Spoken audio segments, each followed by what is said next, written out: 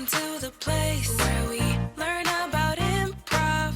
Cause public speaking can take you so far. Improv speaking. Say yes and flex your creative thinking. Improv speaking. Say yes and flex your creative thinking. Welcome, everyone, to the Improvly Speaking podcast. Woohoo!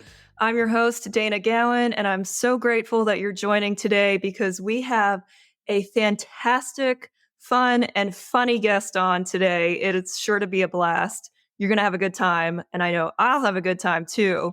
For anyone who's joining that's new and you need a recap of what we're all about here on this podcast, I like to interview 3 different types of guests. 1, our experienced improvisers. 2, people who've signed up for improv classes to help them with professional and personal life skills. And 3, people who use improv in their daily lives and jobs and don't even think of it as improv, but improv is everywhere. So really everyone uses it in their daily lives. And our guest today is an experienced improviser who lives and breathes and eats and drinks in improv, and he does it in everything he does. He just loves improv so much. So I'm so excited to jump in and learn all the things from our guest today, Fernando Funes. Fernando Funes is a writer and performer who produces shows in the LA and Orange County area. Some of his improv shows include Dazed and Confused Poetry Club, Duo It Again, which is a new one for 2023, which usually performs at the Lyric Hyperion, The Duplex and Fernando's Longform Supreme at the Glendale Room, Cuñadas y Carnales, which is a Latinx panel show, and The Piñata Party at the Ledge Theater. He is currently on the Pack House improv team Nuisance and Pack Sketch House team Moonshot. He also performs with the Company of Angels in LA, which is super cool. His short form, The American Dream, has been featured in over 43 film festivals, including the Philadelphia Latin Film Festival. He founded the Latinx theater company, the Latinx comedy Pachanga, which is a variety show featuring some of the best Latinx sketch comedians, stand-up comics, and musical artists. He is a graduate of the Pack Theater sketch program, Spectacles Improv Engine in Orange County, and of Endgames Improv in San Francisco. Literally, he has performed in hundreds, might be thousands now, hundreds to thousands of shows in Los Angeles, Orange County, San Francisco, Oakland, and even Brazil, which is amazing. He enjoys writing, improv comedy, and celebration, and he loves, and I mean absolutely loves, to bring people together. Please welcome the super fantastic, super fun, super funny Fernando Funes. Welcome, Fernando. Hey, awesome. Thank you for having me, Dana. I'm so happy to be here. Thank you for having me. I'm very honored and excited to talk with you today. Oh, I'm loving that you're on, and I'm so excited to chat. You have a wealth of improv and sketch and just overall comedy experience. So I'm excited that you're here. Yeah, please ask away. Happy to share whatever you want to hear. Absolutely. And for our listeners, Fernando and I met at one of your LA improv summits, which I know is on hiatus for a little bit right now, but one of your improv summits. And then we both went to Camp Improv Utopia, Yosemite in September 22. Yes. Yeah. It's so cool. I'm so glad I met you in both. Yeah. It's so cool meeting you. I'm so glad you're doing this. This is like a Herculean effort. Anything that is a podcast it's so much work. It is a labor of love for sure. And I know we were talking a bit before this, and you said you're kind of feeling inspired to start your improv podcast up again after a little hiatus. Yeah, I was looking up, just talking to you about this, and I have 2 recordings on Zoom that I have to download and upload. It's just like you have to go listen to it, and you have to like take out bullet points, and you have to write a description, and it's a lot of work. It's a lot of work. It is always way more fun to be a guest on a show than to be the host.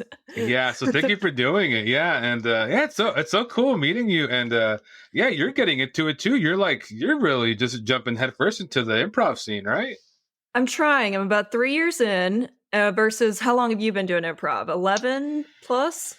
Have you lost track Oh now? man, I wish it was 11 plus. Let me see here, since like fall 2008, so I don't know, 13 and a half years maybe. Yeah, that's No, longer? I don't know. It's a long time. oh, we have to do math right now. That's Oh, almost 14 and a half year. Yeah. 14 and a half, almost 15. Incredible. Yeah. Wow. Oh, wow. Yeah, I'm in too deep to quit now. I like that mentality. Like I've been too deep. I've given this much. I've given almost 15 years. I might as well just keep going, right? Yeah, yeah. I mean, I'm having fun. I also do sketch, and that's like a different way of comedy. It's funny. I used to think, oh, they're all the same, but no, they're so different. They're all just so different. And the deeper you go into one, the more you realize it caters to a certain kind of person, or a certain kind of person is attracted to it. So, but I don't know. I love it all. It's all fun. Yeah, I kind of feel that too, and I like all the different forms. I do think at the core of it, like improv shows up in all of them a little bit. I think more Yeah, than others. I mean, improv can show up in sketch if something goes wrong in the yeah. sketch, and then certainly in acting and stand up. There's a lot of improv there. I feel like improv is kind of at the core, but really they all help each other, right? I mean, Yeah, it's funny. If you look at it like, because I've been very involved in sketch the past few years, every sketch person that I know, they do 2 out of 3, which the 2 out of 3 are stand up, improv, and sketch. So mhm. it's either someone does stand up and they do sketch, or they do improv and sketch. It's very rare that you'll find someone who does all three, or maybe one dabbles in all three, but like being good at all three is rare. Where you can be good Yeah. at two, like so it's just interesting, the people who like stand up versus improv, or improv versus stand up, but they'll both do sketch. It's all really interesting. For sure. Yeah. And I just took a weekend clown workshop at UCB. Have you done any clowning or anything? Yeah, I did a bunch of clowning. I'm part of Catsby, which is Okay. Yeah. yeah, it's the second and fourth Sunday of the month. It's a workshop and community and show. It's been going on for years now. Chad Damiani runs it, and it's a free Hmm. workshop. You just got to sign up and get in the list. I'll give you the info for it. Absolutely. Who'd you take the clowning class with? Zach Zucker.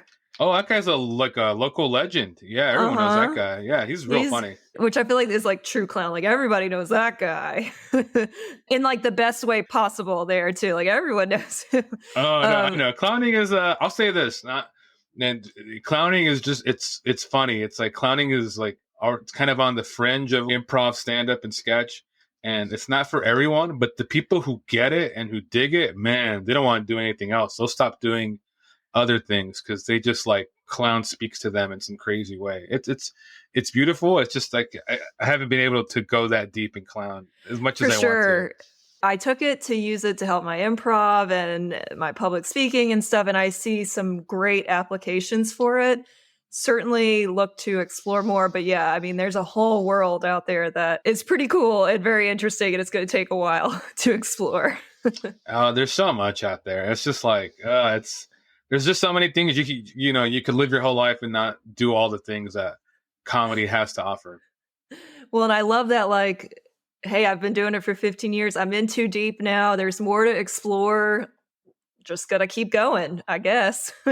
Yeah, it's fun. I think the reason I've kept it going for so long too is new projects pop up that stimulate you creatively and they keep you just engaged. So whenever a new project pops up and it's like, oh, that gets me to it. And then sometimes it's funny, something will end and then like there'll be a little bit of a pause and then something new will begin. Or, I always have multiple things, multiple irons in the fire. So sometimes you take one out and you play with that one a bit. Another one's there waiting for you to go back to it when it needs you to go back to it. It's interesting. Yeah, and I follow you on social media. It seems like you're always doing something. You've always got a new show going on. You're always in a show. And I want to get to that, but first I want to just learn more about your journey. Like, how did you get into improv? Why did you start doing improv in the first place? Sure, that's a good question. I grew up watching a lot of comedy, just like on TV, just like TV shows and movies, and I'm a 90s kid, so the 90s Uh-huh. were just a great time for like comedy. You had a bunch of amazing SNL cast. The Simpsons was it's like in its peak run. The amount of just comedy movies, like man, like not to speak ill of today, the movies are great. Don't get me wrong, but just there just seemed to me so many like just amazing comedies back in the 90s, and it was like the heyday of like Jim Carrey and Mike Myers and Chris Farley and that kind of comedy. You know what I mean? For sure. So I watched a lot of that, and then I was in Virginia visiting my uncle, who was like my grandfather, kind of. And Virginia is a very boring place. Nothing against people in Virginia, but if you grew up in Southern California, you're so used to just stuff all the time. Is that where you grew up? You grew up around here? Yeah, I grew up in Santa Ana, which is in Orange County. So like, Yeah. We're spoiled out here. People who are not from here, they tell me that all the time. They're like, you guys have no idea how good you have it here. So I was in Virginia. I was in Manassas Park, which I think is where the Battle of the Bull Run took place. Oh, okay. Yeah, but my uncle is an elderly fellow at that time, so he couldn't spend a lot of time with us, and it was like kind of a suburb that it was an hour away from DC, but culturally it might have been like a million miles away.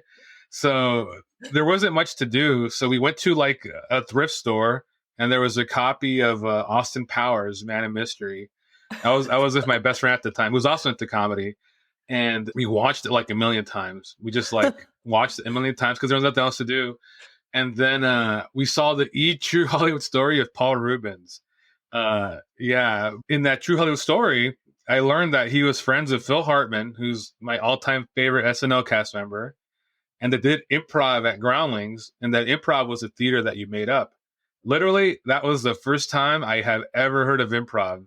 Was in Virginia in that True Hollywood Story episode that was on like at 3:00 on a Wednesday. And that's where the seed was planted of, oh, there's a way that you can actually learn to do this. And then when I was in high school, my junior year, for some reason, I was like, I'm going to go do a play. And I had never any inclination of doing theater ever. And like the thought had never popped into my mind as like, I'm going to be a comedian when I grow up. It never occurred to me. And I auditioned for this part in a play, and I got a good part. It was like a mid lead or something, like a good supporting part. And they just kept casting me in good parts, and I just kept doing that and doing that. Then I graduated, and I lost my confidence, and I tried doing it in community college, but I was just so nervous and such a nervous wreck, and I was a very anxious guy. And I took a few years off, but I really missed it. And I got laid off from my job. I had a really rough manual labor job working construction rentals. No. I got laid off from that job, and I was like 22, maybe. I was a kid, and I was like, I should go back to school full time. I don't want to do manual labor anymore. So I went to Disneyland, and I got my old job back because I worked there in high school. And I was like, all right, I'm going to school full time. I'm going to figure this out. And then there was an improv class that popped up, and I was like, you know what? I got to do it just so that way I'm not an old man saying that like I didn't chase what I wanted, So I took it, and I took it at a good time. There's a lot of people in there who like were really ambitious, and yeah, man, just all of us, we all just ate and slept and breathed improv and started an improv club, and we like worked. We like literally we rehearsed like once a week, sometimes 2 times a week, to not do any shows, and then we literally rehearsed one school year to do like 1 hour show. It was kind of crazy in retrospect. And so that's back in 2008. Yeah, 2008, yeah, okay. 2008, 2009. Wow. Yeah, it's funny because we were like, all right, this show is going to make us or break us. Like, this is going to separate the boys from the men, that kind of thing. I don't know. When you're starting something like that, it's all high stakes. It's all life or death. I feel that. Do you feel like that perspective has changed? Like, I mean, you're on stage. How many times would you say you're on stage per week and then per month kind of thing? Oh, man. If you even had to estimate. I want to say right now, my goal this year is to do at least 100 shows. Okay. I've done at least 30 shows this year. And we're recording in end of March-ish. Yeah. So 30, yeah, you're right on track. Yeah, yes. I'm doing like, I don't know, maybe 2 shows a week on average. Sometimes there's a week I won't do anything, but then the next weekend I'll have like 4 shows. Yeah. You're like twiddling your thumbs, like something feels off. Like I should be doing something right now. This feels weird. I don't have a show. Yeah, exactly. So now it's like, it's funny. The other day I didn't have a good show, and that's just the nature of things. I didn't have a good show, but it was for reasons that were under my control. I just was kind of checked out. I was tired. Okay. I was like, damn it, Fernando, you effed up. That you shouldn't have done that. You should have been better. So now it's a thing where I'm like, no, all right, I have to make sure that before I go on stage, I have to check in with myself and remind myself that, I'm here to give a good show. People are counting on me. People bought tickets. My partners are counting on me. There's a promise I made in the advertising. I have to live up to it. Which, like, I would do that before. It's just like when you do so many, sometimes you forget to do that. But like, I had a show last night. It was amazing. It was a great show. We had a packed house. We had 42 improvisers. It was awesome. So yeah, it's funny because I meet someone who's new to improv, and like they have that, like, I'm here to win. I'm here to win it. And I support that. It's just funny because I'm so disconnected from that now that I just forget. I forgot that I was that way as well. Yeah. What do you think? Where do you think the shift comes in to where, because I feel that way, like that high stakes perspective. I certainly had that kind of like it's make or break, and I've got to get on a team and I've got to be performing. I've got to be up on stage. Otherwise, what's the point of doing all of this? What's the point of spending all this money? Blah, blah, blah. Yeah. And I think I'm kind of past that, but like in the beginning, like you kind of have those thoughts. So where do you feel like you had that shift where it's like, okay, it's not high stakes. I'm just going to get on stage and have fun now? I don't know, man. I think it's just performing, and it's just performing to get better. It's like those corny quotes, like you can't compare yourself to anyone but yourself. So I remember back in the day, we're all so competitive with each other. It's like, I'm funnier than him. No, I'm funnier than you. That kind of stuff. We're all friends at the same time. I don't know if that's still a thing if you're starting off. I imagine it is, but at some point you just like, once you've played for joy, or you play to test yourself, or there's people you love to play with, then it shifts because you're like, I don't care who comes because I love playing with these people. Or, whoever shows up, but I wrote this amazing thing I want to share with everyone. So I think when you're coming from a place of joy, that's joy for you, then I think that's where there's a shift that happens. The people who I think quit improv, maybe it's like they discovered it just doesn't bring them joy, so they stop doing it. So I don't know. I don't know where it happened.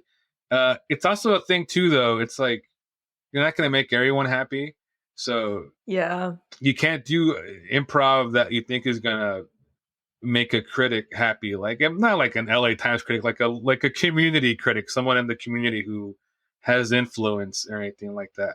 And I forget about that. Oh my God, these communities. You better make sure that person likes you or this person likes you. It's all kind of silly in a way, but it is for some people. It's like, that person better like me, or if not, it might, I don't know, deter me or something like that. So I guess just playing from a place of joy. That's how I stay even in this crazy improv world.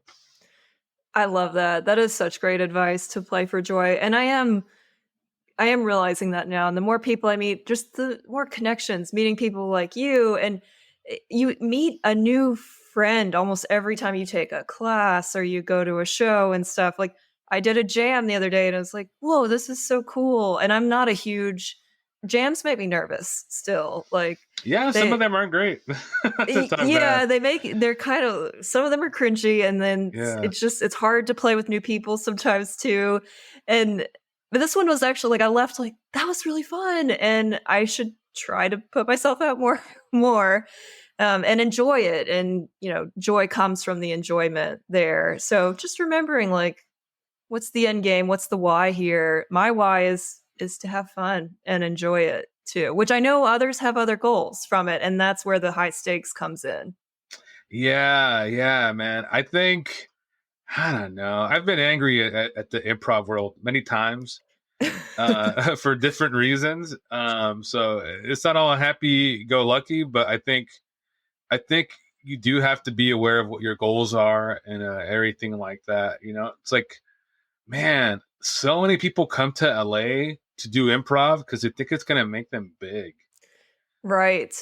And like, not, I don't want to deter anyone from doing that, but if you study all the people who blew up from improv, I don't want to talk shit on improv, but it's because they did a written thing that they used improv principles to write, and the writing and then the networking and the show business stuff that you got to do is what got them big. It's like they applied to a contest, their screenplay or their pilot, or they're a really good performer. They did JFL, the JFL character showcase. But it's like, just being on an improv team itself won't necessarily make your career. You can meet important people, influential people, but it's like, it's also it's the other things that are going to break you through, and it took me a while to figure that out. I was like, I'm good at improv. Why aren't I on SNL?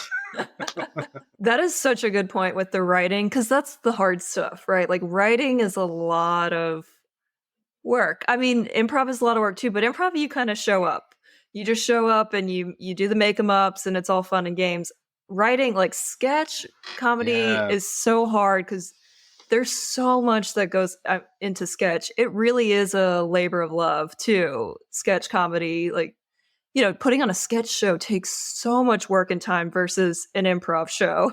Improvisers, oh man, because once I started doing sketch, I did some sketch shows in Orange County that I wrote and produced with some friends, and we all directed it together, and they were a lot of fun. But we were just kind of like figuring out on our own when I actually started doing sketch at the Pack Theater, and I was like, oh my god, it's so much work involved. It's like it's 20 hours of work for like a 25-minute sketch show, and that's like on the low end too. And then what happens if improv are spoiled, because you rehearse, if you get a good house and there's magic in the air, and you'll get some crazy laughs. Like, you'll get some laughs, like you're just thinking to yourself, like, oh my god, what did I do right now? So in improv, I've had that a lot. I'm not saying like I'm the best improviser. I've just been doing it for a long time, so I've had those moments, those nights. It spoils you though, because then you're like, oh man, all right, all I gotta do is out there and just show up, and I'll do it. And now it's sketch. It's like, no, man, it's like, all right, first off, you got to give an idea, and then you got to write it down, and then you got to edit it to a point where you feel comfortable bringing it to your sketch team, and your sketch team has to read it, and they give you notes, and you rewrite it, and then you vote on it. All right, if it gets voted in, awesome. But now you have to produce it. Do you have a bunch of crazy props you have to get now, or costumes, or you have to memorize lines, and you have to figure out acting choices and stuff like that, and work with a director? Then it's a lot of work. Yeah, that phrase, you put in 20 hours of work plus for a 25-minute show. It's so much work, but there's a lot of joy that comes from that too. Yeah, I will say this though. It's just also the thing of sketch though. When a sketch hits, oh man, sometimes it's better than an improv high. If it like, because you're like, oh, people are laughing where I want them to laugh, or sometimes they'll laugh at things you didn't expect. So it's like, oh, okay, this is going better than I thought. It's playing. That's what they say. It's playing. Whereas in improv, you're just like in the moment, and you're surprising, and the audience is in agreement with you when you and your team are in agreement about something, and so is your audience in agreement with you. That's a magical moment. Whereas with sketch, it's different. It's like, I don't know how to put it. They're just kind of like, it's like they're the same coin, but they're different sides. Like, one needs the other, kind of. Well, and it's addicting too, because you're like, oh, I'm chasing that sketch laugh high. Like, I want to make people laugh again in this next sketch, and you're constantly chasing it. Yeah. Oh my God. Yes, exactly. And it's funny. Matt Harbour, who's a Pack guy, really cool guy, just talented improviser in sketch. He's one of those guys that's just super talented. He does characters too. Someone posted something on Facebook, and I forget. He said that someone said that good improv feels like sketch because it just feels rehearsed. And then good sketch feels like improv because you feel like you're being surprised. Wow, that's cool. Yeah. Yeah. Maybe it's a Second City thing, but like it rings true though. Yeah, I love that. And, just thinking back to your whole journey, it's been 15 years in comedy. I love that you discovered improv from Manassas, Virginia. And even though Yeah. you were so close to the improv scene in Santa Ana, you discovered it in Virginia, which is amazing. And I have to ask you, Yeah. how do you think the skills of improv and really comedy in general, how do you think the skills of comedy translate so well to our professional lives and personal lives? How do these skills show up everywhere? Sure. I think they show up all the time. It's funny. Last night we had our show Duo It Again. And so I Yeah. got you to do. I got 20 improv duos to re-improvise the same scene over and over. So it's And two people duo, right? Duh, yeah, duo. And so one duo starts the scene, right? yeah. So what it is? So me and my friend Kristen Gold, she couldn't do it last night. I had Wendy in the TV dial. I don't know if you know Wendy. Wendy, she's awesome. Yes, I do. Yeah. Yeah, she pinched in last night, and Oh, she nice. she was so awesome. She was emergency co-host. So what we do is we do a base scene, like we do like a neutral scene about something, and then the other duos just do their take on that scene. So Oh. it's the same scene over and over, and it's funny every time I do it. I learn more about it. It's like, oh, I can tweak it this way or tweak it that way, and it's always improving. But afterwards, we went to the bar last night, and a show is good too when people are like, "Let's go to the bar." If no one wants to Uh-huh. go to the bar afterwards, it wasn't a good show. That's the metric there. Yeah. Yeah, I'll say that much. If people are like, "Let's go to the bar," and they're like, "Let's go now," that's because they want to keep the high going. If Uh-huh. if people are like, "Let's go home," it's because people have shame and they don't want to see them in the eyes. It's so true. It's so true. I know. So we're at the bar and I'm hanging out with some friends, and I was like, every job, I was like, what sucks about comedy is it spoils you because you have all these amazing conversations with your peers and stuff like that. And or if you work with writers, it's the same thing too. It's like when you have a job and no one's funny or no one can hold the conversation. Oh my God, I hate those jobs where you're like, oh my God, these people are boring. And I don't mean to speak ill of them. It's just maybe you just can't relate to them how you want them to relate to you. That could be selfish on my end. But I guess what I'm trying to say is you have great conversations at least with your coworkers. And I think what people underestimate, or at least that I underestimate for a long time because I'm so used to it, is the public speaking aspect.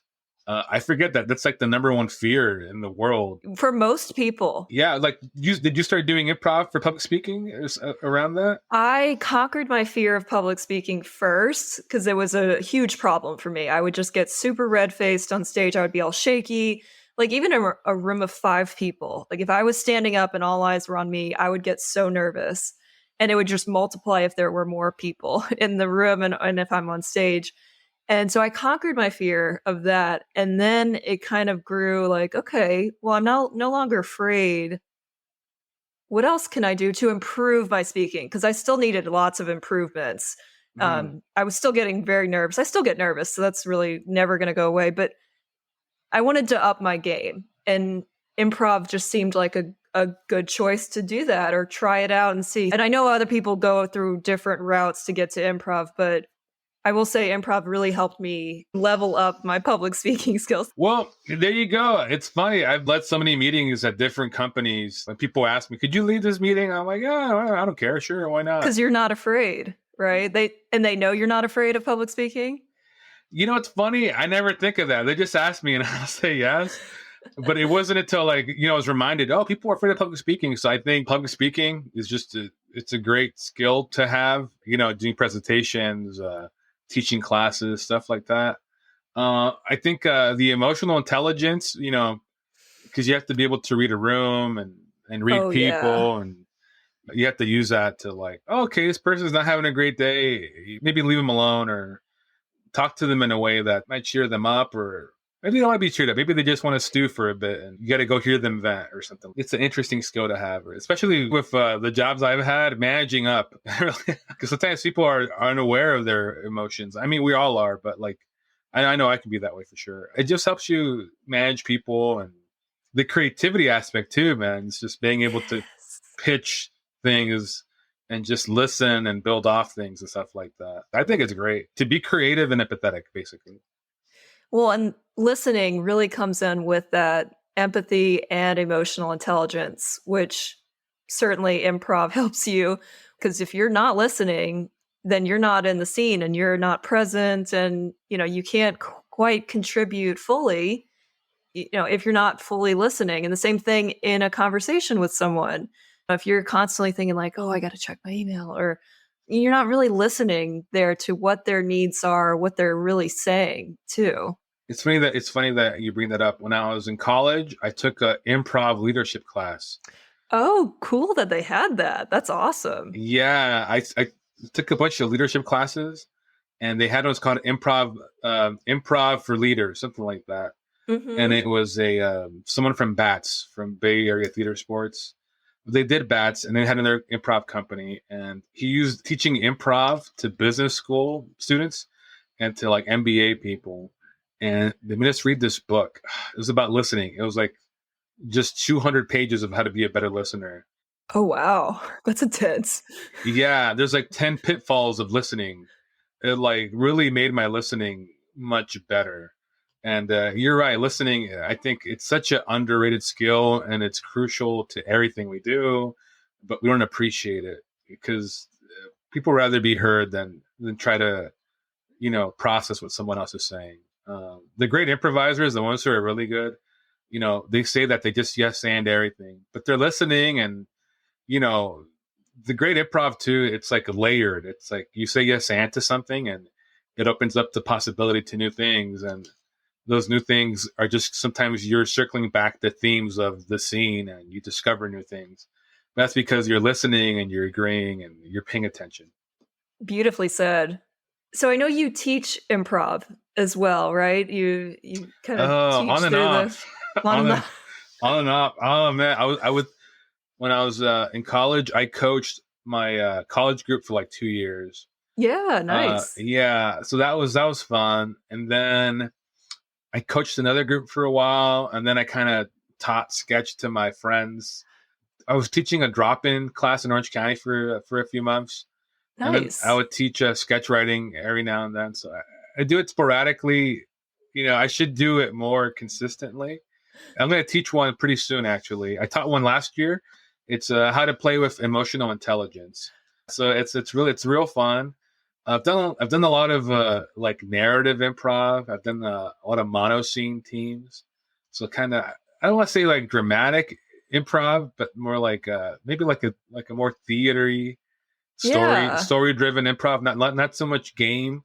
I love game though. Game's great. So and then teaching is hard too, because I was actually I was a writing tutor on and off for like, I don't know, almost 5 years. So I used to tutor a lot. Okay. So maybe I'm a better writing teacher than improv teacher, or I don't know, but I'm sure you're great at all of that. Well, thank you. Well, when I teach improv in general, what I've learned is it's like, all right, first off, you gotta make everyone feel safe. You gotta talk about boundaries and stuff like that, which is important. I learned that from Josh Nichols, who's a camp improv person, great guy.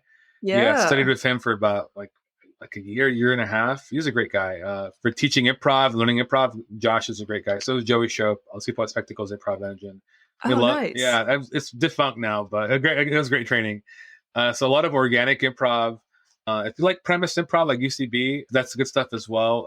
It was funny when I was in San Francisco, I was on a Herald team, and we worked with a doctoral candidate from Stanford. But he was just this guy he was a UCB New York guy, and he coached us once and he never coached us again. Oh no. I mean, the guy was a Stanford doctoral candidate. He was kind of, I don't want to say he was above it, like he was better than us, but he did it for fun and for the stimulation. It wasn't his life. But apparently he was so good, he could have been on SNL, but he just didn't care for it. I'm forgetting his name. Is it Dan Giberman? I think that's what it is. Well, he gave me this note. He was like, well, every improv scene has a basic logic to it. Once you figure out the logic, just play the logic and you can have yourself an improv scene. And at the time, it blew my mind. I was like, oh my God. And then he was like, yeah, go watch Seinfeld. Seinfeld is a Herald. So if you want to get better at Herald, just watch Seinfeld. So I immediately started watching Seinfeld. And I just like binged a bunch of Seinfeld. And if you want to get better at Herald, go watch Seinfeld. It's a Herald. And it's funny because, the third beat of a herald, you're supposed to bring everything together, but in a way that feels seamless and not ham-fisted or forced. And if you watch Seinfeld, the way they end their shows, there's a lot of like seamless wrapping up of all the meandering storylines. It's really interesting. Yeah, I love Seinfeld, and I feel like I've heard that before, and I've still not like tried to map it out while watching, but I will next time. That's Yeah, well, if you watch right, my favorite two seasons are controversial. It's the last two seasons. That's when what's his name left the show. What's Curb Your Enthusiasm? What's his name? Oh, Larry David Yeah, left the show. Larry David left Seinfeld Oh, because he felt like he okay. had done everything he could with it. So then he was the showrunner. So Jerry Seinfeld took over as showrunner. Oh, And okay. those last two seasons, if you watch them and compare it to seasons 1 through 7, they're like a little more wacky and over the top and unhinged. And they're much more meta too. But when you're watching it as a kid, you don't realize that. But now when you're a comedian and you have all this education knowledge, you're like, oh shit. It's like you see the math, you see the music notes, Are those two seasons when they were creating the show about nothing? No, I think that's like seasons 4 and 5. It's just like, I thought that's the meta part there. Oh, I mean, there's meta-ness all over it, but just I don't know.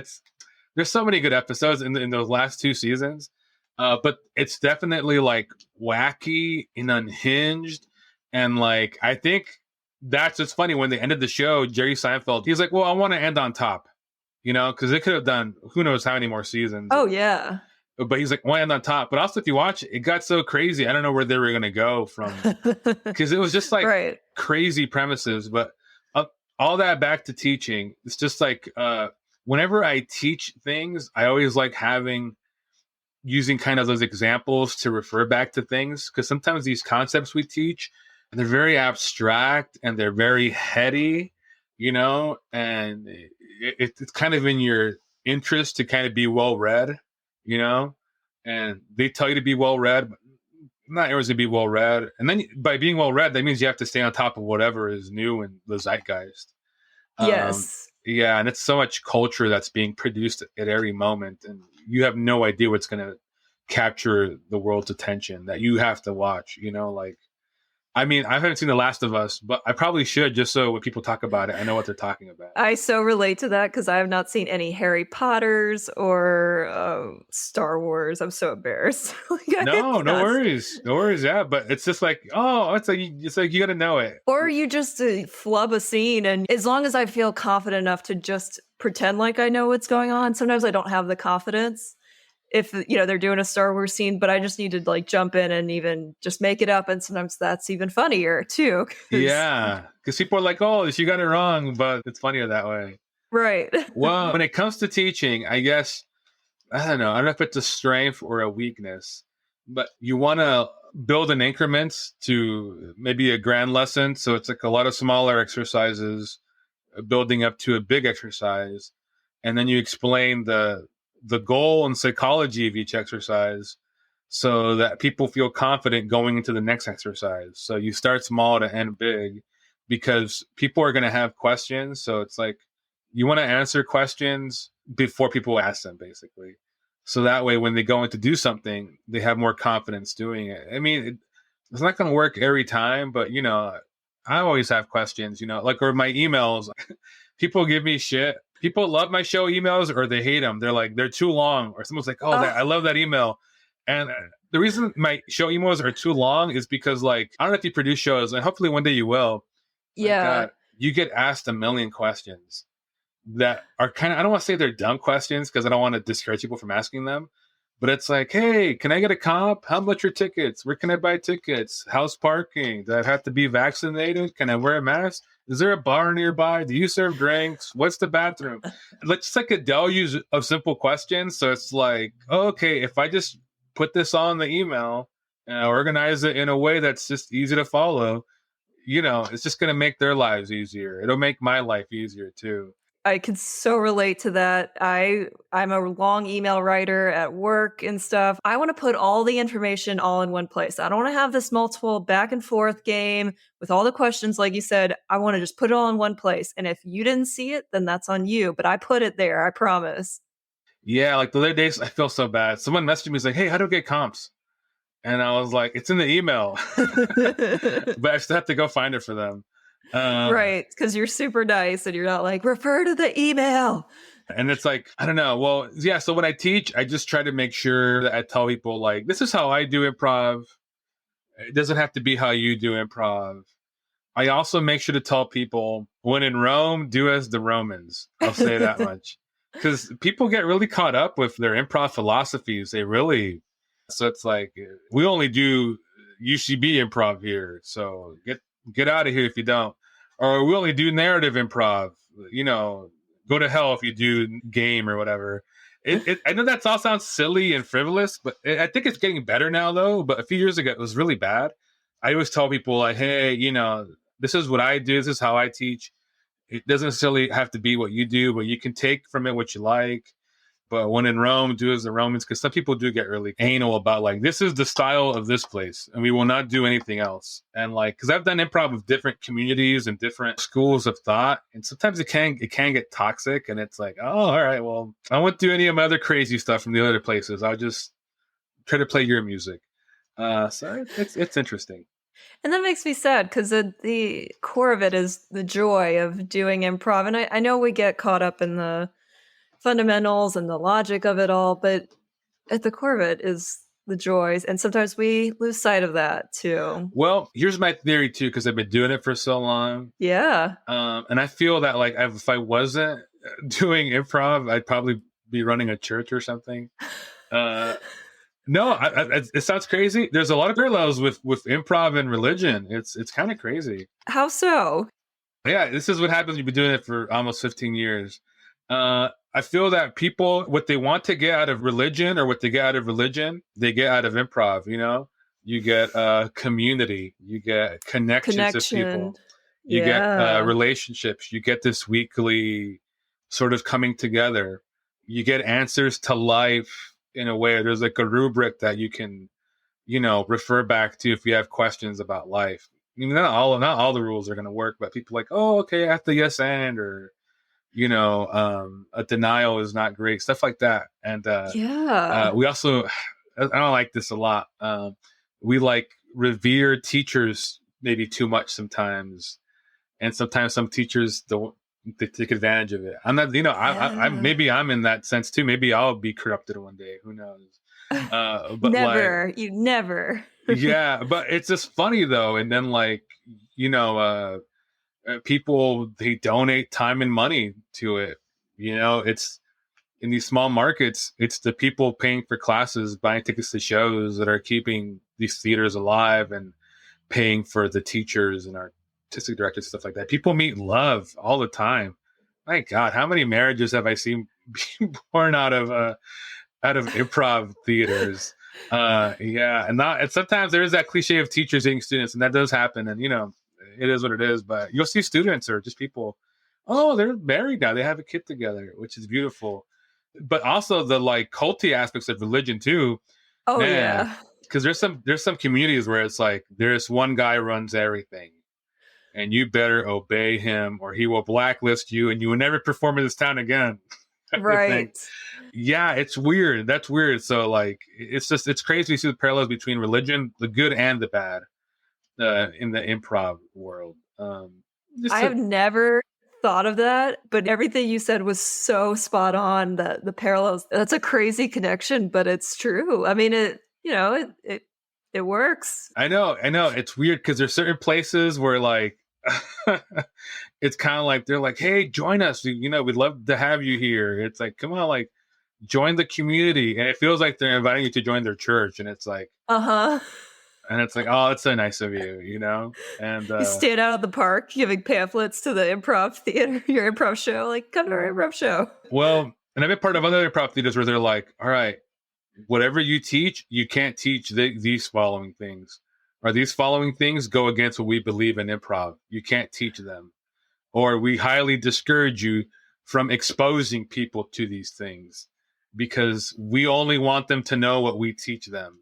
See, that's why I'd be like a Unitarian or something like that because I like olive. I love game. I love narrative. I love clown, love sketch. It's all a fusion. If you know how to do it right, it's a fusion, you know? Yeah. Oh my God. Well, Teach, I've got a question for you. This Yeah. is sketch specific, a very Yeah. Yeah. personal question here, but I have a writing partner. I'm not taking any classes right now, but I feel like I should because I really am motivated by deadlines, and I'm finding I'm not writing on my own. Yeah. So I think I'm going to sign up for a sketch class soon just to motivate me and keep me on track with writing.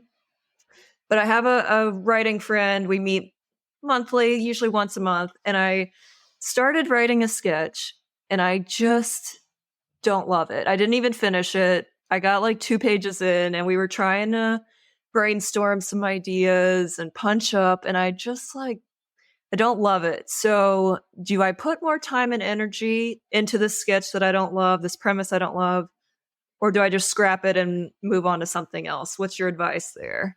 I would say finish it and then move on. Okay. Just like give yourself a day, like you have half an hour to finish that sketch.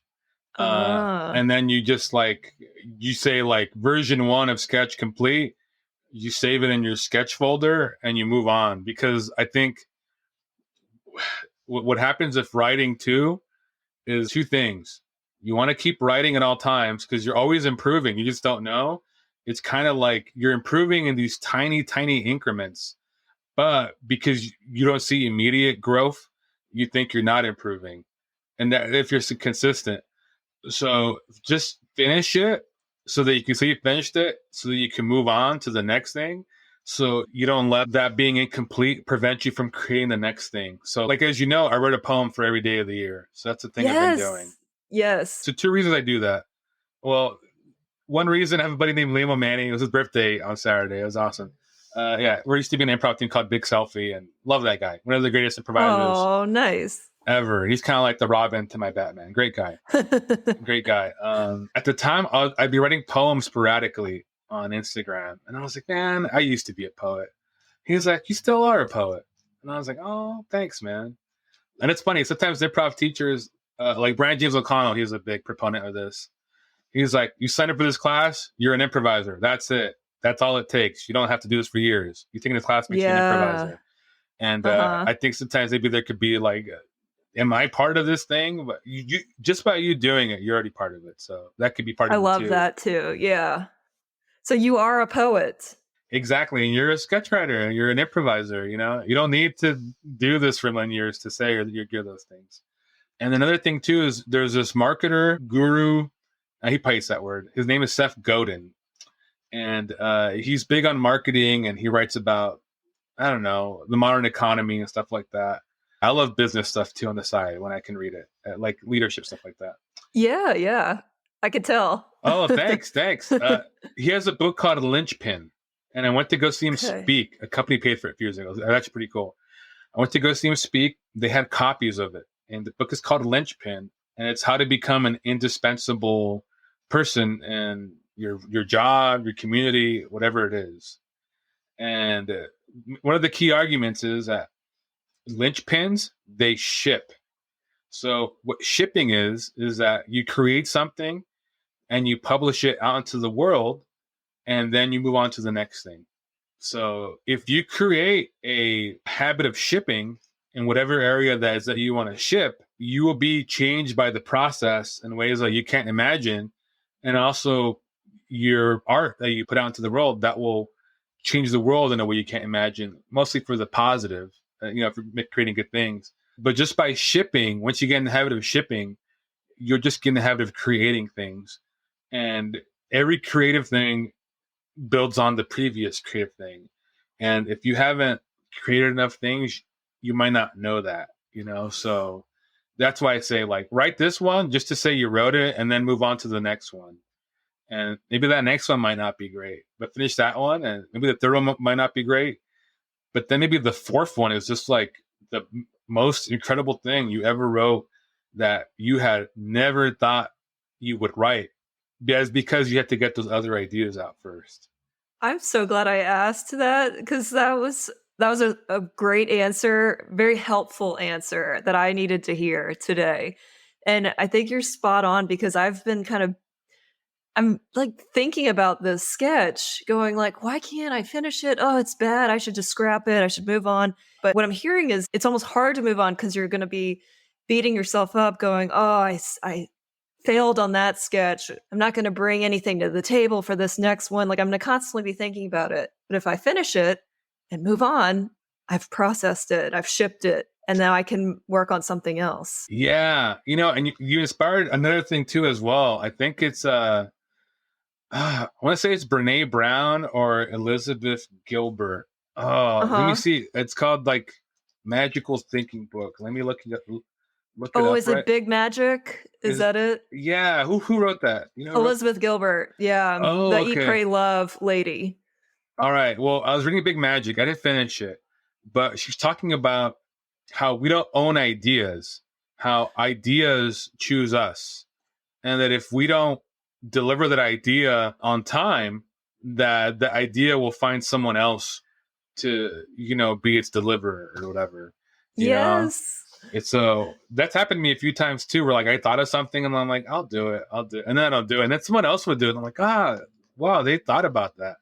So it's also like, I don't know, get that idea out there so that the next idea comes and you could be ready for it, ready to accept it too. Yes, exactly. So like duo it again. And I don't mean to bring it up again. I feel like that's spot on, bringing it up again and I again. know, and exactly. Again. Well, it's funny. So the LA Improv Summit, right? So you did that show. And the reason I'm not doing it right now is just because I can't afford to do it. But I gotcha. Yeah, but because it was a good show, but it was like, there was like the eighth one. And there were always good shows. It's just like there's other challenges with it. But it was a great learning experience for sure. So there was an LA Improv Summit that, for whatever reason, it was all duos. It didn't. Oh. I didn't plan it that way. I did not plan it that way at all. It was all duos, and it was a group called Frugal Pirates from Orange County. They're really awesome. And there's a group called Belligerent. They're an old Pack House improv team from a few years ago, and they stayed together. They integrated Rich Sohn into their group. And Rich, he's an annoyance guy. So if you ever study improv in LA, annoyance style, go study with Rich. Rich is a great teacher. I've studied with him for like a year and a half online. Great guy. But anyways, so he did Belligerent, which is like 6 women and him, but only him and another person came by. And then I hosted it with my musical duo, Fringully, with my friend Kristen Gold. And it was like 4 duos that night, maybe 1 3-person team, maybe 1. There was a mashup team at the end. And it was just amazing improv. And I was like, man, that was a good night of improv. So then I was driving to LA the next day from Orange County, and the song Do It Again from Steely Dan came on. Okay. And yeah, if you heard the lyrics, the song is about compulsion and obsession. It's about people who are addicted to things, who they say they're going to stop them, but then they keep doing them, but like in a very poetic sense. So it's interesting. I'm a big Steely Dan fan. So as I was listening to it, and then like the duos thing came to me, and I was like, hey, what if we just got a bunch of duos to play Rashomon? And Rashomon is a short form game where you get 3 people and you do a base scene, and then you do that same scene over and over from the perspectives of each player in that scene. It's a real fun game. But like, what if we just kind of did Rashomon times 20, where we got 20 duos to improvise the same scene over and over? And even then, I wasn't too sure how it was going to happen. And I was like, this is a really good idea. This is a really good idea. And I was like, I got to do it. Yes. And you didn't know but yourself. You said yes and. Exactly. But who's to say that idea wouldn't have come to somebody else who made all those connections of like, let's take a risk too, like let's take a big swing. So I don't know. It's just like, but the thing is, because Kristen Gold told me this, because man, afterwards we go to the bar and we hang out. Like I said, it's a good show. People want to go to the bar and hang out. And like, we'll go to the bar and we'll hang out. People like, they don't want to go home right away, and it's a thing where it's like, Kristen Gold was like, oh, this is what you wanted the LA Improv Summit to be. And I was like, oh, you're right. Because the LA Improv Summit, I always wanted it to be a mini improv fest But what I forgot about Improv Fest is that you make friends with people you don't know from different communities and parts of the country. Right. So Do It Again, there's all these people who are becoming friends with each other just from seeing each other perform. So it's like, oh, okay. So the spirit of the LA Improv Fest is living in the LA Improv Summit. So it's just interesting that but we had to do 8 summits minimum, for me to get to that point where I can be like, oh, this is Do It Again. Had there been no LA Improv Summit, there would be no Do It Again. And then Do It Again is a successful show. It sells tickets. People buy drinks. People advertise it. They post about it. I don't tell anyone to post about my shows. When people have a good time at one of my shows as a performer or an audience member, they'll post about it. And that's an honor on me. But it's not like at my emails, I'm not like, I don't put like, hey, you better post about my shows. I never do that. Oh, that's gross, Hey, I'll tell them, hey, can you buy a drink? Can you buy a ticket? To support the venue. I'll do that, but don't. That's a little too far to be like, praise me blindly on social media. I don't do that. But for sure, it's like cringy, icky feeling. Yeah. So to say back to your idea of the sketch, it's like, had I not done all these improv summits, which, it's funny. I say artistically successful, but not commercially. And I've been there before, and it's how you learn. But it's like, but Do It Again is one of the shows where I'm like, oh, I have artistic success and I have a commercial success, which is great. That's what you want in a show.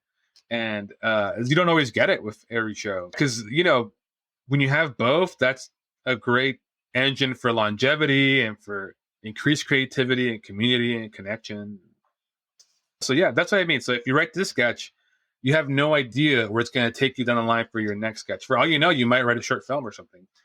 Well, thank you, Teach, because that was an amazing lesson learned. And I just love that you said yes, and you didn't get defeated. That's the lesson learned too. You did not get defeated by the Improv Summit and, saying, okay, well, that was an artistic success, but it wasn't as successful as I hoped it would be.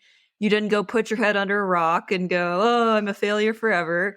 You literally got inspired by a Steely Dan song. And then you listened to that idea that was swirling above and it chose you, and you listened to it instead of it saying, okay, well, this guy's not interested. I'm going to move on to somebody else who is. So that's super cool. Yeah. And it's funny because people are loving the show. It's crazy. People are loving it, because sometimes you'll do a show and it goes awful and you're like, that person will never work with me ever again. I don't know if that ever happened to you. It's happened to me plenty. You're like, all right, they're not going to answer my text anymore. Okay. Yeah. So it's funny here. People are like, oh my God, can we do the show again? Can we what's the next one? Can you sign us up? And it's like, oh man. All right. So I have to create another show to just keep people who are excited to be part of it, to keep them engaged. So I made a new show called The Duplex, and it's a spinoff of Do It Again. And I've never had a spinoff before either. Oh my God. Amazing. Yes. I get why Hollywood makes spinoffs now to capitalize on the success, right? Well, The Duplex, it was a show I was toying with. I was testing too. I'm also a big believer in testing things too. So you can test things and test things. So I was testing the show and The Duplex. So basically for this one, I get 8 duos and each of them get a hard 8 minutes. So that means once the clock hits 8, it's blackout. So it's not like, oh, you're meandering looking for a button. It's just like, no, whatever it is at 8 minutes, it ends. And what happens is it keeps the energy going. People are just like, oh man. So everyone just keeps going and going and going. And at the end, we do like a small montage together. And oh, cool. Yeah. And that's like also, I had no idea that was going to work, but for whatever reason it works. Sometimes these things, they work and we don't know why they work, but we know they work. So it's like, all right, I'm not going to question it. I'm just going to keep doing it. So it's funny, that show, we did it earlier this month and it was a big success. So it's also the more that you produce things and try things, the more you learn what works, what doesn't work, what to do, what not to do. And sometimes some lessons take longer than others to really be ingrained. Like I imagine you're learning so much about podcasting just by doing this every week. Oh, for sure. 100%. I've been doing it for about 4 months now since I launched, but I mean, I'm probably on like 7 or 8 months since I decided to do it, and it's like just always on my mind. But it's not a big like high stakes thing. Mhm. Back to the high stakes thing. When I first launched, it was like people have to love this, and this has to go so well, and I've got to get so many listeners for this to be worth it. And now I don't feel that way, and I'm about 13, 14 episodes in. It's just a thing I do now. Probably like comedy. Comedy's a thing you do. It's a thing you do out of joy and to bring people together and stuff. But yeah, Yeah. the high stakes aren't there anymore, and that is part of the journey too. Yeah. I mean, there's definitely there's stakes involved. I just think when things are high stakes, I think what ends up happening is you become really rigid. Yes, You become yes, rigid. And if I learned anything, man, when you're producing things, I'm sure it happens to you in like a similar way. It's like all these kind of little fires pop up that you have to put out with whatever is available on hand. yes. You know, I so so feel that. Oh my god, I feel that so much. That rings so true. there you go. Right? It's like, for example, last night my friend and partner who hosts Do It Again with me, Kristen Gold, she couldn't make the show. She Oh wasn't yeah. she wasn't feeling well. So she's like, "Hey, I can't do the show. You know, I'll do it if you need me to, but I'm not in a place to do it." And I was like, "No, don't do it. I'll find a sub." And I said that knowing like, who am I gonna ask? So like, I asked like 5 people, and all of them said no, except one, which is Wendy for the win. Wendy for Yes. the win. And then like it was like, oh, I need like a specific type of person too, and it's like I just can't ask anyone willy nilly. Has to Right. be someone who I know is gonna be down to do this weird thing if they've never done it. Yeah. And she was like, "Yeah, I'm here," and I was like, "Oh, you saved the day." But you know, if you're really rigid, it's like, no, it has to be this person. It has to be this person. If not, it's not gonna go well. So, but you just can't. And when you're high stakes, that doesn't mean you can't bring the importance of a high stakes thing to the work you do. You just can't let it stiffen you in terms of being agile and how you respond to things. Beautifully said. I am just taking a mental note of that right now because that was just that lands, that hits, that plays, however whatever you say to say that resonates. Oh It yeah, surely did. Fernando, I wanted to ask you yeah. about, we're talking a lot about you producing shows. What calls you to produce shows? And on your bios, it says you like to bring people together, which I think all of us could agree listening to you. Oh, Like, certainly that is a core component to your purpose. Like, you love bringing people together. So, what calls you to do that? you know, I have no idea. That's why I go back to the religion aspect of it. Yeah, because it's at least in Orange County, you'd be surprised how many like ex-Christians do improv or low-key Christians do it, or people who are raised religious. I was kind of raised religious. I went to Catholic school for a long time. Mm, I did Um, too. Yeah. oh, there you go. All right, so you know, you get all of it So that too. fits too. Yeah. Yeah, it's funny. It's always fun meeting a Catholic school person as an adult. It's like, oh, we got each other on some weird level.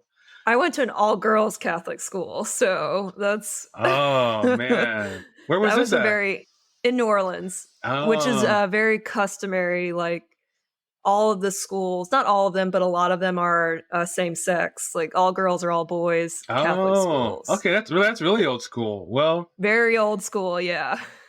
so maybe that's why I see all the religion parallels. Um, you know, when I was in college, when I was at university, when I was at UC Berkeley, some of us started a group together called TBD Comedy, and man, that first year was rough. That first year was rough. I'm not gonna lie. But our second year, we would do shows like every 2 weeks or whatever to like a good house, sometimes a packed house or sold out house, whatever. And then we go party afterwards. I was the intern at Endgame's Improv. So every Friday night. So I was just watching improv and doing improv. And then I joined a team there. And long story short, I was doing a show like maybe once a week, maybe every 10 days, that kind of thing. So when I came home, I wasn't performing that much. And I missed it. And there was only like a handful of shows I could do. And I had one guaranteed show a month. And I was like, I need to perform. So I need to perform. I like being around comedy and improv and people. So, People, yeah. yeah. But it's also a thing where it's like, I also need to be creatively stimulated. So I'm like, oh, I'll do sketch. I'll do poetry. I'll do what have you, whatever is, calling to me in that moment. So I produce because I have a need to perform. Yeah, that's probably the biggest. That's probably the biggest thing. I have a need to perform, so I have to find a way to do that. And so I don't know. Other people want to perform as well. So it's everyone wins.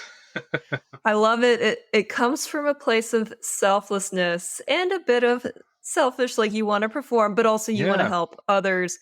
It's so true. Like there are many stages in the LA area to perform, but sometimes not enough, and you just got to get up there and perform more. Yeah, it's like there's this forum. I think it's everyone should join it. It's run by a great guy named Chris Griswold. I think that's his name. It's called Improv Discussion and Resources on Facebook. It's a great. Oh, okay. Yeah, I will join that. Yeah, I don't really know him. I think I only met him once. But he seems like a great guy, and he's always posting very thought-provoking topics on there or questions for people of all experiences. And someone posted like, how do you perform more?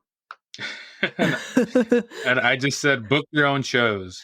And then, people liked it. And because it's true too, it's funny throughout the years, man, it's happened to me a bunch. And I always feel bad for these people because I can't help them. Like I'm trying to help them, but they're not listening. Or maybe they're listening, but maybe not what it is. It's like, Fernando, how do I do more shows, man? Like, how do I perform more? And I'll tell them, well, go get a practice group going, start practicing with them. Yeah. Go find a place you could do a show once a month, once a week if you're up to it, and you can do that. I'm like, well, I don't want to do that. Right. That's too hard. What's the easy route? What's the easy button here that I could hit? Yeah, and it's like, can I just be friends with you and like you book me? And a part of it is that's like, your next step, improv manager. Yeah, and it's like, well, I don't know you that well. I just can't. Or sometimes I don't know. Sometimes I like you. I'll give you stage time. Like one of my best friends, Victor Brown Livas. He literally, I put a call out. Who wants to do a Latinx show?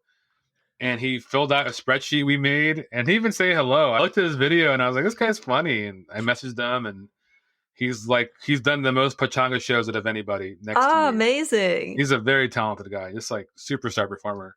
But people always ask me like, how do I break into the community? How do I get more involved? And I'll be like, well, just show up to things, start talking to people, just give it time, you'll make friends. Like, well, I don't want to do that. That consistency piece is really hard sometimes. Yeah, exactly. And I forget that too, but it's like, if you want to perform, you'll find a way to do it. But also it's like, I've had a lot of bad shows too, where I'm like, oh, I made so many mistakes on that one. But now it's like, if you produce a show, like just basic stuff, over communicate. Whoever you're going to book, just over communicate with them. You might know something and you assume someone else knows it because it's in the email, or we said it in person at the bar, but people forget things all the time. And because you're thinking about it all the time, you don't forget it. But it's like, no, you have to remind people. You have to tell them this. You have to have patience with them. You have to have grace. If you work at a venue, what are their rules that you got to follow along? What's your agreement with them? What do you have to deliver on your end for them so you can come back? It's a lot of things I would have known beforehand. I'm glad I'm learning them, though. They're great things to know. But I love to perform. I love to put up shows. And like I said, everything builds on top of everything. So like, I don't know how long I'm going to do it again, but maybe, who knows, but ride the wave, that momentum wave. It's going well. Keep going. Yeah, exactly. I'm going to ride it. But who knows what that's going to inspire. Exactly. Another idea that inspires something else. And, as long as you're staying inspired and staying as long as you're staying inspired, it's easy to do this forever. All the people who I know who are still doing it, and who are in love with it.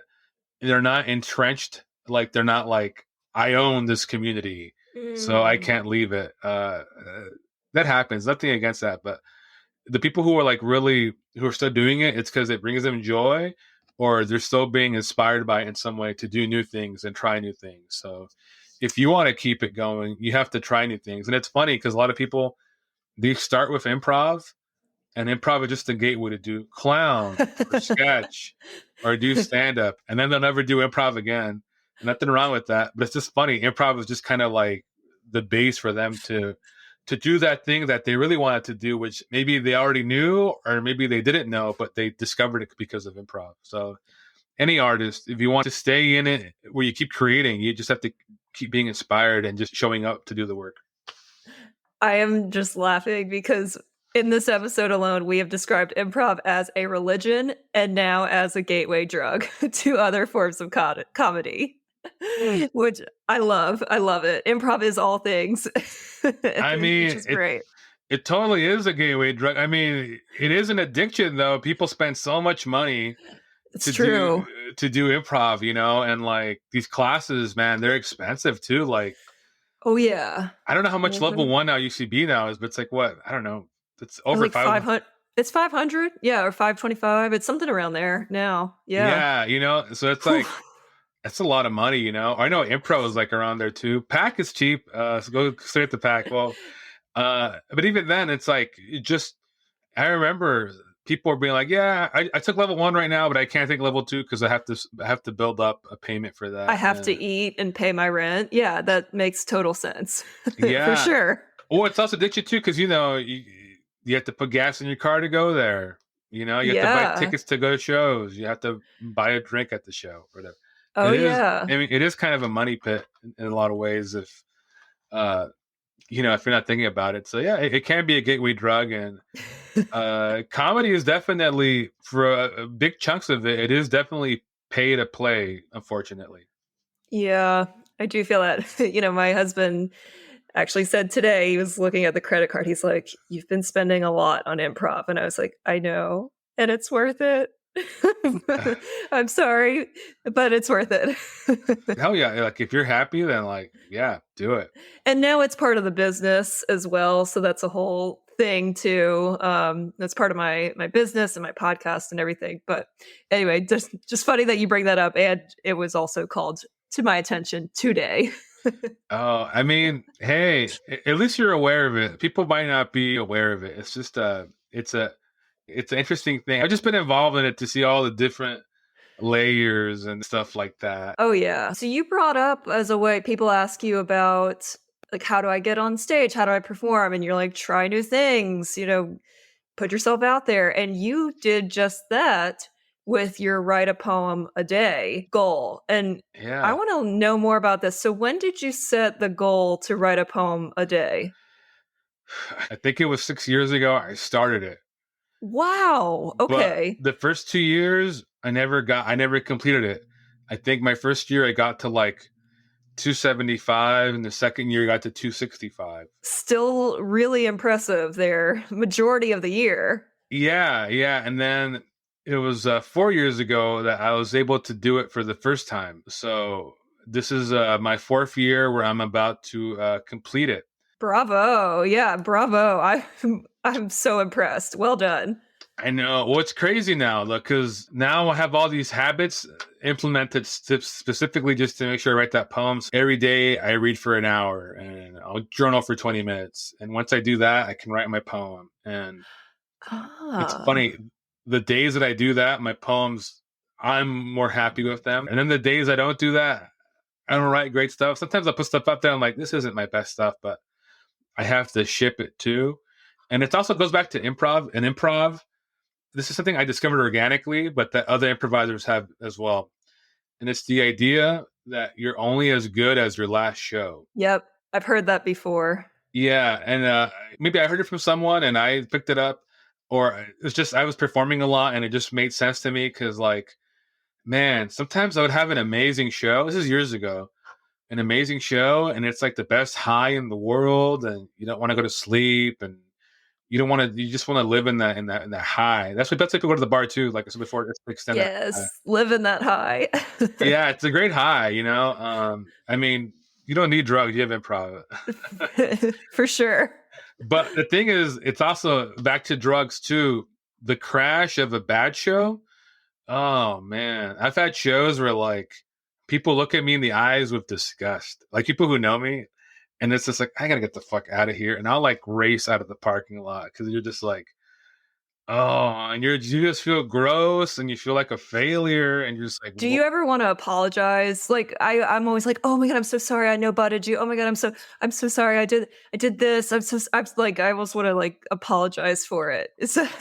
Sometimes, yeah, it's funny. I remember I did a show years ago where I was like, well, I freaking sucked in that show. And then someone posted about it. Oh, that Latino guy was so funny. I loved him. And I was like, really? I thought I was terrible.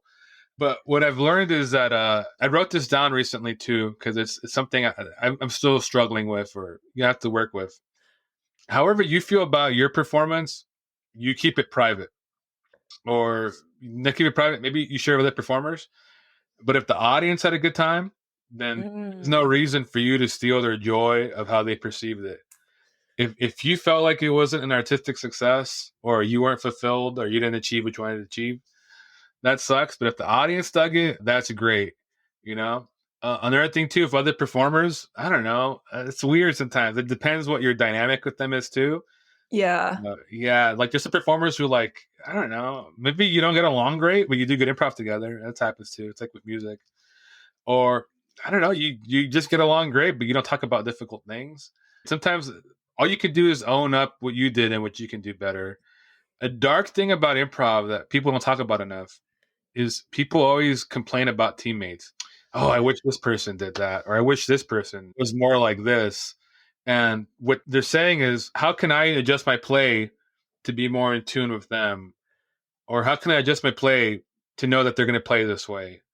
It's a weird thing. It's like, no, I want them to adapt to me, but maybe they're not even aware that they're like that way. So why would you try to change them in a way that is going to be counteractive to whatever is magical to them as well? It's like gold, it's like the gold doesn't come just like in nuggets. You have to sift it, right? Yeah. I mean, that's just human dynamics and team dynamics. I mean, and yeah, if you get too caught up in the drama, but it happens on, I would dare say, like a lot of teams, And oh yeah, it's a common thing in improv. I had a team that was kind of eroded from within because of just like, I don't want to play with that person.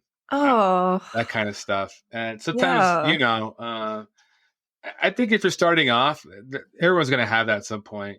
But the more you do it, the less you should do it. Or you could just be like, you know what? This person and I, we don't click. So, we'll just walk away from each other. No hard feelings. right. And with the poem a day, like... Oh, yeah. That's what reminded me. I was like, what were we talking again? No. Yeah. And so with the poem a day, like, what lessons did you learn from that? One, that you are a poet because you write poetry. What other lessons did you learn? Oh man, consistency. Well, consistency. Well, I've been reading that book, right? I've Linchpin. I read it a few years ago. Yes, I've started reading it again just to kind of remind myself. And one of the things he says, not everything you ship will be a masterpiece, but masterpieces always get shipped. I love that. That's powerful. That's powerful. So I imagine you've already filmed and recorded a bunch of these episodes. Mm-hmm. I'm sure there's certain episodes where you're like, oh man, that was something incredible right there. But maybe you weren't expecting that. You just showed up to do the work as you do for all of them. But something in that episode happened where you're like, oh man, that's going to be a special one. And you did it because you showed up. So when you show up to do the work, you increase the possibility of magic happening. Not all the poems are going to be home runs. Yeah. Occasionally, I'll get like a streak of like 4 really good poems in a week. And it's like, sometimes I'll write something that I'm like, I don't like this poem, but I need to hit publish. You got to ship it. But then that'll be the most popular poem, like something I wrote. And I'm like, this is okay. And then people are like, man, that was profound. And I was like, oh, okay. And it goes back to the like not changing people's experience of how they receive your work.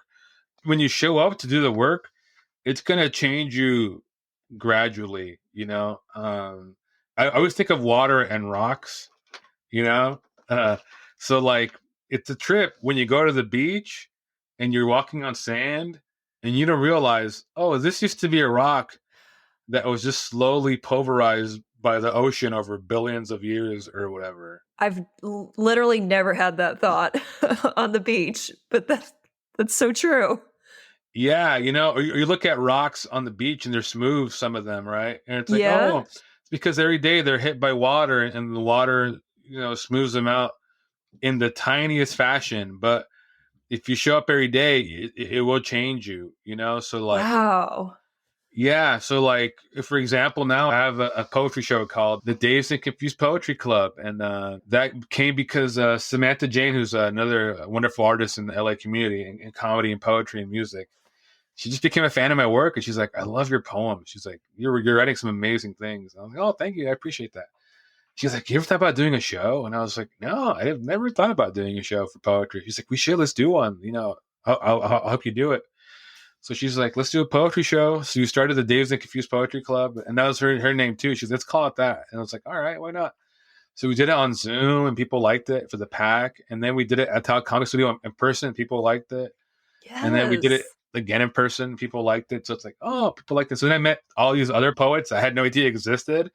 And they're like, thank you for doing this. And then I joined this thing called Community Literature Initiative. And it's a nonprofit that helps writers produce a book of poetry within 1 year. I already got my manuscript ready. I'm just waiting for it to have a proof printed out. And once I get that proof printed out, I can take it to publishers to see what they think. Are these all the poems that you've kind of collected and created over the past 4 to 6 years? No, that book would be like this thick. Right. Okay.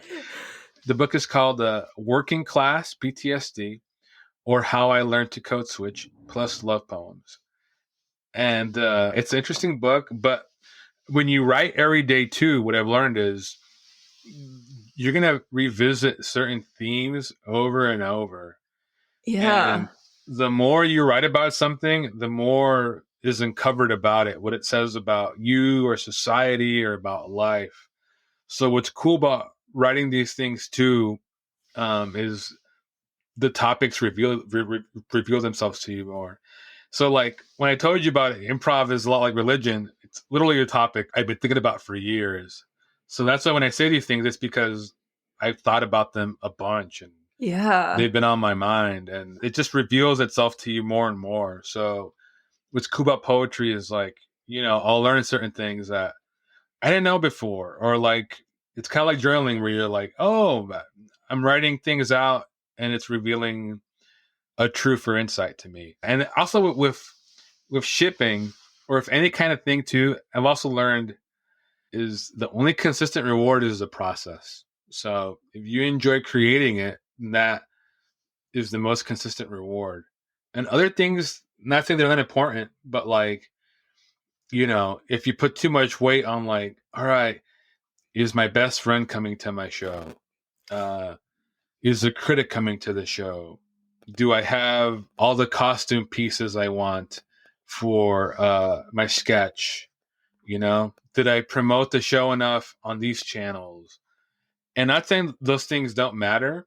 They do matter, but like they're a little out of your control. I mean, they're a lot out of your control. Because sometimes, man, I will promote the hell out of a show. Yeah. I will promote it till kingdom come. And I'll just be like, all right, it better sell out. And then no one will come. It's just, it is what it is. And I'm not trying to put blame on anyone. It's just, that's what happens. And sometimes I'll like promote a show here and there and it'll sell out because the people who are in the show are the ones who are doing all the work. And I'm like, oh, all right, I'll take it. You know, it's a mystery. Like I remember, oh man, one of my very first improv shows, one of my best friends who I grew up with, who I thought had been a great comedian. I was like, come to my show, dude. You'll love it. I want you to do it. It's like, all right, I'll try to make it. So it's a big show. One of my first big, like, it's like one of those like bringer shows in a way for stand-ups. It's the tournament, but it's also a bringer because People have to vote for you or whatever. Oh. So I go and I'm scanning for him in the audience. I'm like, where is he? Where is he? Where is he? And I got eliminated like first or something like that. And I was so bummed. I was like, oh man, life sucks. And then I called him. I was like, dude, where were you, man? What happened? And he's like, oh, I fell asleep, man. I'm sorry. Oh. And I was pinning my entire world on you coming to the show. But he gave me a great lesson though, that like you can't put emphasis on who's going to come to watch. I mean, unless it's like Lorne Michaels or something like that, you know. But like your goal is just to have a good show, or your goal is just to have a good writing session, or your goal is to just have a good pitch meeting, whatever it is. So in that sense, all you can do is focus on the act of creating it, the process, and then everything else, you know, it's going to turn out how it is. That's why I say artistic success, commercial failure, because sometimes the work is amazing, but no one will come to it, or the audience doesn't come to it. The worst is having a artistic failure and a commercial success, because it's like bombing in front of a packed house. That sucks. Oh, That's terrible.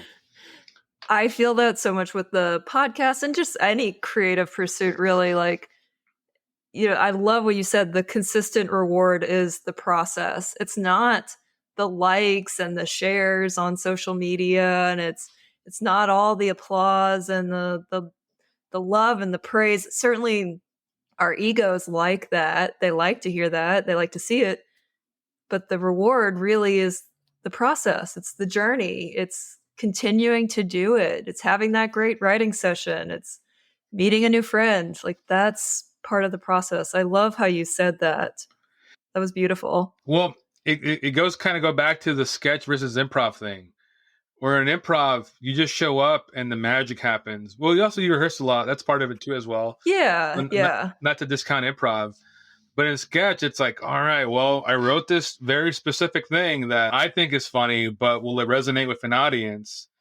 And so then once you put it out there and it's not performing how you like to, then it feels like the Titanic sinking, where you're just like, oh my God, this is not coming out the way I wanted it to. So then what you do is you just kind of double down on the sketch and all right, I just got to give a better performance or hit these jokes harder or adjust in the moment. But even then, you're going back to the process. So it's funny, too. I read a blog post a few years ago about how sketch taught me about process versus product. So, well, because also, though, if you do want to be a writer or an actor, the product, you do have to make a good product. Right. Sometimes people get too caught up in the process. So, like, I don't know. It's a weird yin and yang thing. You need both. Process is the most consistent reward. But when you create a good product that people really enjoy, that's a fucking great reward too. For sure. And I wanted to ask you, do you have any comedy success goals? I know we're talking about joy and we're talking about the reward as the process, but do you have anything like, if I make it to this, if I do this, then I've made it and everything else will just be a bonus? Or do you feel like you're already there now? Oh, I feel like I'm already there. Yes and no. My goal is eventually to make a living from comedy. Yeah. Yeah. So I have to have my own TV show or something like that. Certainly. That's the big dream. And you're taking steps to do that though. Yeah. What's cool about LA, I'll say this, because everyone talks shit on LA. And I get it. What's cool about LA though, is that you make friends who are actually making it. You know, so you make friends. Like, oh, I have a few friends who write on TV shows. That's so cool. Or like sometimes I'll see someone who I know, they're in a commercial, and I'll be like, "Hey, Dad, that's my friend. He's on TV." You know, or it's like you see someone and you're like, "Oh, I just heard they got a great job," and it's like these are your peers. So it does, if they're doing it, it doesn't seem, you know, within out of reach for you to achieve it. You know, Right. Yeah, you know, and also I just, man, you know, I'm learning so many things about writing and producing and directing. And like I say, the more you do it, the more things are revealed to you in terms of like how to make things better. Yeah, not saying everything you do is going to be a home run, and it's common to be like, I just wrote the funniest sketch ever. This thing is going to crush in the table read, and then no one laughs at it, and you're like, what? What happened? Uh, Right. or you'll submit something, and you're like, I don't know how to feel about this one. This one feels iffy, and then people will love it. They'll be like, this is the best thing you've ever written. So back to the poem a day thing, it's just revealed to me that if you show up, magic will happen. I love that. You show up, magic will happen. It's so true. I'll share with you my goal, my success goal. I've said it Yeah. before on the podcast, but my goal is if I make it to Comedy Bang Bang, like if I make it on the Comedy Bang Bang podcast, boom, done, I've made it. Like everything else will just be a bonus. But I would love to be on that podcast as a legit character, or even as myself, meaning I created something that I get to talk about on the podcast. But I want to make it on that podcast. That's my success goal. Hey, you could do it. Honestly, why not? I mean, I did. I remember a few years ago, I met James Adomian. He came to one of my Latinx shows, like on accident. He just was like the clubhouse, and we made friends. And I love him because he does a Hugh Hauser impression. Hugh Hauser was this local California celebrity. He did like a public access show.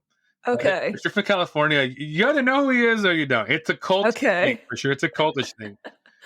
And I'm like, hey, man, I love your Hugh Hauser thing, And he's like, yeah, man. Every time I see him around, I just say hi to him. And I'm like, oh, I'm in awe of him. And then like a year or two later, Eric Moneypenny, who's the head of the sketch, who's head of the PAC sketch program, he's a great sketch teacher. I missed TA a bunch of times. Go study him. Yeah. He had a show called Speed Face. Speed Face is a great show. Speed Face is a great show. You would have 90 seconds to do a bit. And he has a new version of it called Bit Hole, which is awesome. So people would do, Bit Hole is a great show. It's first Fridays of the month at the PAC, 8 p.m. Great show. Nice. Speed Face was just a great show. And he did like a celebrity Speed Face where he got all his like big comedy friends to come do it. And he invited me to do it. And I was like, what? Are you serious? And then like a bunch of like big UCB people and working comedians were in the back and PAC people. And I saw James Adomian and I was like, hey, what's up, James? And thinking he was going to remember me. He's like, hey, what's up, Fernando? How's it going? How you doing? Yeah, we just hung out for a minute. And I was like, oh, that's so cool. Because you see him on TV. He's on Harley Quinn. He's on the Venture Brothers. But I love him as Hugh Hauser. And I was like, oh, we're hanging out in the back for a show. I guess we're peers for the moment. You know? He did a great bit. He did Alec Baldwin doing Donald Trump. That was such a good bit. And then I did my bit with my friend Ali Ramirez. We did like a telenovela in 90 seconds. Nice. People like loved it. It got one of the craziest responses I ever got. But like I could say I was in the same bill as James Adomian, which is pretty cool. So I think you could do that easily with them. Yeah, I think it's within reason. I love those moments that you have. You're like, okay, 5 years ago, I never would have imagined I'd be here. And now I'm here and this is cool. So I do love those kind of moments. Oh yeah, man. Trust me. It's within reach, it's like one of my really good friends. She's a working TV writer. It's pretty awesome. So yeah, it's all within reach. It's a lot of luck too, but there's also that Lee Trevino quote. He's a golfer. I don't know I think he was a good golfer. I've never seen him golf, but his quote is, the harder I work, the luckier I get. Oh, I love that too. Man, you have so many quotes and books and oh man. Well, if you're gonna write, you have to read so much. It's like yeah. It's like writing a poem a day. I have to be reading like a book a week at least to just keep me inspired for things to write about. Well, and you are so creative. Like you write, you play music, you do comedy, you speak. You're just a very creative human, though. Overall, like you've got creativity oozing out of you. Yes. Do you have any creative goals or pursuits you'd like to do for this year, 2023? Oh man. Well, I want to take my poetry book and I want to turn it into a one-man show. So I want to do that. Oh. Yeah. I've only done a one-man show before, and it was an accident. It wasn't meant to be a one-man show, but I didn't know what I was getting myself into. I did a talk show, and it ended up becoming just me doing like 90% of the stuff. So you were the host and the guest on the talk show? I did the host. I did the opening bits. I did like a sketch with my friend who was like new to comedy, so he didn't get what I was trying to do with him. It was a very awkward show. Wow. But you know what, man? I learned so much from that show. Failure is a great teacher. Yeah, just keep producing things. Submit to competition. So yeah, you gotta submit to competition. Because like I said, like when you have friends who are working in the industry or mentors, like I have a bunch of mentors who are working in the industry. It's like, oh, they're doing it. It's just I just need my lucky break. That's all. I need my lucky break. Yeah, because you're doing the work. You're showing up. So it's just a matter of timing. And your poems are awesome. Like I read them every day. I see you post them. Like you do not take a day off. You are doing the work. Yeah, and it's funny because sometimes, man, I'm telling you, I'll write something that I'm like, this is the best thing I ever wrote. And then it won't get the response I'm expecting. Yeah. Or then sometimes I'll be like, all right, I published this. And people will like, they'll DM me like, that was beautiful. Thank you for writing that. And it's just like, you just put it out there and it's up to the world to receive it how they want to receive it. Once you create it, it's like out of your hands. But you can still be proud of it. Like you're like, I love this poem, even though it didn't get the reception I thought it would get. Like I still love the work that I did for it. Yeah, no, you're totally right. Yeah. It's like, yeah, all right. People liked it. It's funny. Sometimes I'll read a poem. There's a poem I wrote. It's about dating apps that I wrote it because I saw that another poem I wrote about dating got a great response. So I was like, oh, people like this topic. All right, maybe I can mine it more. It didn't it didn't get as many likes, but when I read that poem at shows, people like that poem a lot. They like it more. They like it more than the other dating poem. And like people love this poem about dating. Like they go crazy for it. So it's also a thing of like the mediums too. It's like it's like the different mediums. I have a short film called The American Dream that was directed by Baldev Sandhu. He was a teammate of mine on Moonshot. Great guy.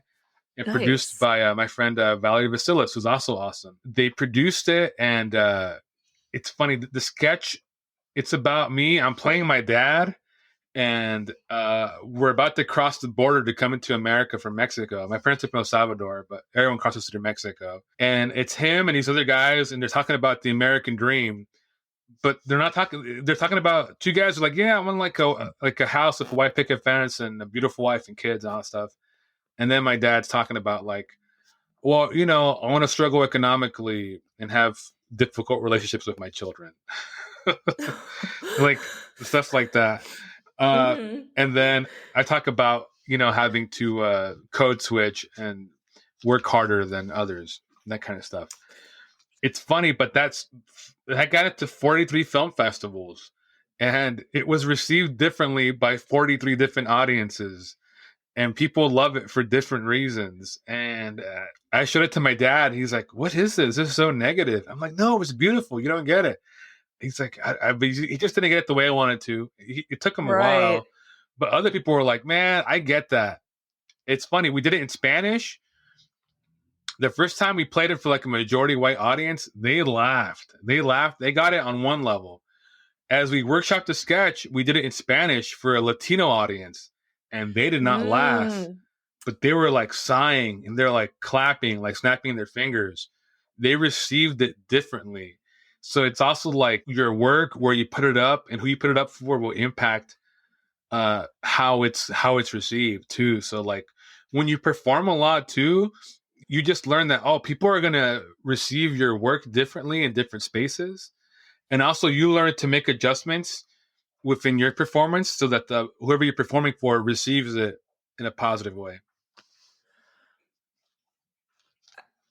I'm sorry, I'm being silent because I'm just like soaking all that in, because it's such a great observation too of the work and the different audiences, and we all bring different unique backgrounds too. And I'm just wondering too if the Latinx audience that you performed, like maybe it was more real, like it was on such a real level that they didn't laugh, but it hit so close to home, like they were really feeling it too, and that caused the sighs, and yeah, that's Yeah, it's a lot. It's all received. Everything is received differently by just different audiences, and it's cool to have something that plays universally. And yes, it's funny because the more specific you are with something, the more universal it resonates with people. mm. So I've written things that are deeply personal and deeply specific. They'll get a very wide response from people. So it's interesting. It's just like, Being vulnerable. exactly. So Yeah. I also have one more thing. I want to encourage everyone, if you can, try to perform in spaces that are not your home space. Oh, that's a good tip. What? How so? Why? The reason I say that is because if you only perform in one place, you're only going to know to perform in that one place. And you're going to think Mm. that you're like amazing. But that's because you've only played in that one place and that's all you know. If you want to be a really good performer, you have to perform in different places just to see how it is, to get the feeling of how to make adjustments. It's like playing in different baseball parks. Yeah, different audiences, different. That's a really good tip. Any other any other last minute tips you want to share before we wrap Oh, up? man. I mean, you've shared so many, but anything like, oh, I gotta get this out. Oh, you know, I'll say this: just read things and just see how you can apply them to your improv journey and stuff like that. That's all I would say. You can juxtapose a lot of things. It's just switch out this idea for that idea and apply it to improv. For all I know, we can do it again with musicians, where it's like, all right, we're gonna improvise this little ditty here. Let's 20 other groups to do their own version of it. It might be something we do one day. Who knows? But That would be cool. That would be super cool. Well, Fernando, you are a wealth of knowledge and experience. I have just seriously, I can listen to you talk about improv and comedy all day. I want to see your one man show for sure when you put it together, when the book is ready. Oh, I can't wait. I will be I don't sit in the front. I'll be second row in the audience. And I'll get you comps. Oh, thank you. But where can our listeners find out more about you and follow you at?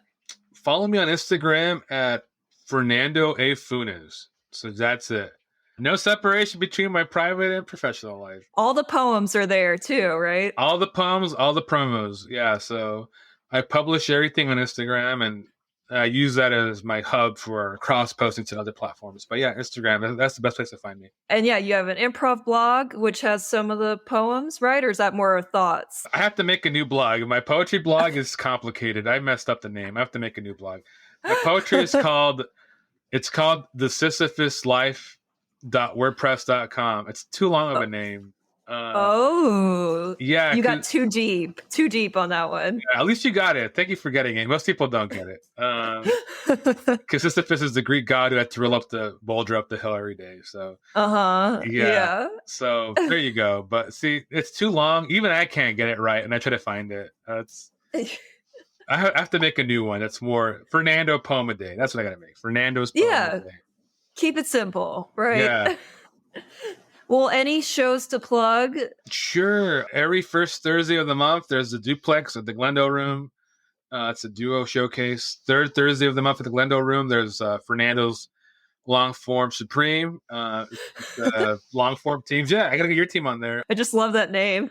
I know. I didn't come up with it. Sean Casey did, but I was like, all right, I'll take it. Look out for Duoed again. That's coming at the Lyric. Nuisance, second and fourth Sundays at the Pack Theater at 8 p.m.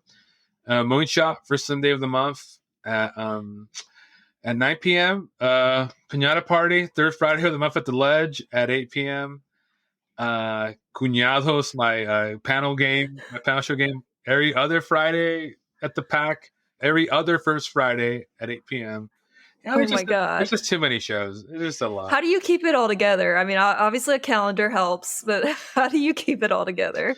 Oh, all right. Here's a secret too. I'm getting a lot of co-producers too, so they help out too. Yeah, Oh. co-producers. My sister does all my social media for those shows, so she's a big help. So there's a team that works with me. It's a small team, but Yeah. trust me, like yeah, it's a lot of help, and the venues are all very nice and patient with me. So I've lucked out too.